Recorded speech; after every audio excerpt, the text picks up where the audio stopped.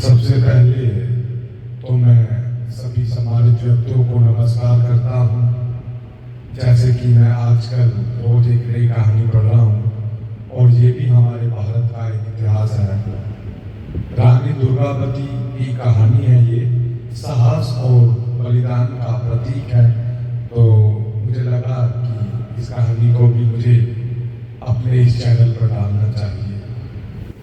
साथियों, रानी दुर्गावती का जन्म 5 अक्टूबर 1524 को उत्तर प्रदेश के कालिंजर जिले में चंदेल वंश के राजा कीर्ति सिंह के घर हुआ तथा अष्टमी के दिन जन्म लेने के कारण उनका दुर्गावती नाम रखा गया। साथियों, बचपन से ही रानी दुर्गावती जी को घुड़सवारी, तीरंदाजी, तलवारबाजी और शिकार में निपुण थी और हमेशा उसकी ही अभ्यास करती रहती थी।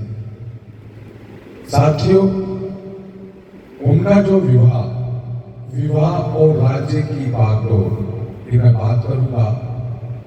1542 में उनका विवाह गोंडवाना राज्य के राजा दलपत शाह से हुआ। कब हुआ इनका विवाह? 1542 में उनका विवाह गोंडवाना राज्य के राजा दलपत शाह से हुआ। 1545 में उन्होंने वीर नारायण को जन्म दिया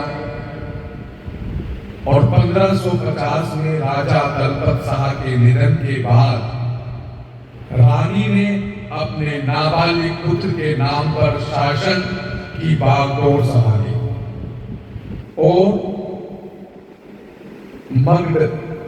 गढ़मंडला वर्तमान जबलपुर को राजधानी बनाया। साथियों, उनका जो शासनकाल और प्रजा कल्याण में जो काम किया, रानी दुर्गावती ने 15 वर्षों तक शासनकाल रानी दुर्गावती ने 15 वर्षों तक कुशलता से शासन किया, अच्छा शासन किया। उन्होंने जल प्रबंध के लिए रानी ताल, चेरी ताल और आधार ताल जैसे तालाबों का निर्माण करवाया।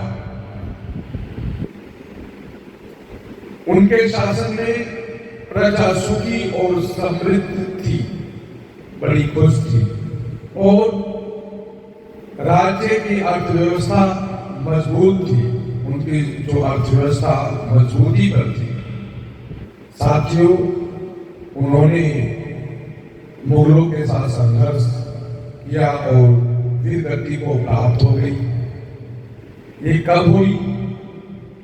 1564 में मुगल सम्राट अकबर के सेनापति आसफा खान ने गोंडवाना पर आक्रमण किया। रानी ने नन्नाई नाले के पास मुगलों का डटकर सामना किया।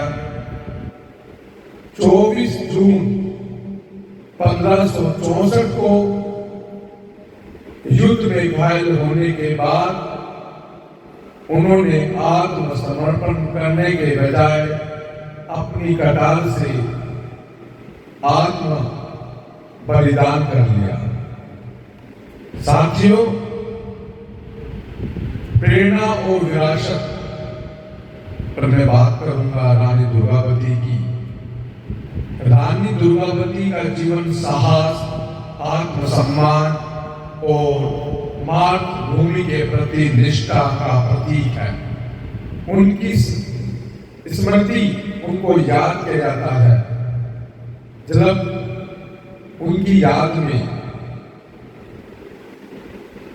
जबलपुर विश्वविद्यालय का नाम रानी दुर्गावती विश्वविद्यालय रखा गया और 1988 में भारत सरकार ने उनके सम्मान में डाक टिकट जारी किया। साथियों, रानी दुर्गावती की वीरता और बलिदान हमें सिखाता है कि सम्मान और स्वतंत्रता के लिए किया गया संघर्ष कभी व्यर्थ नहीं जाता। उनकी गाथा आज भी हमें प्रेरित करती है। यह भी हमारे भारत का इतिहास है। इसी के साथ नमस्कार, जय हिंद, जय भारत।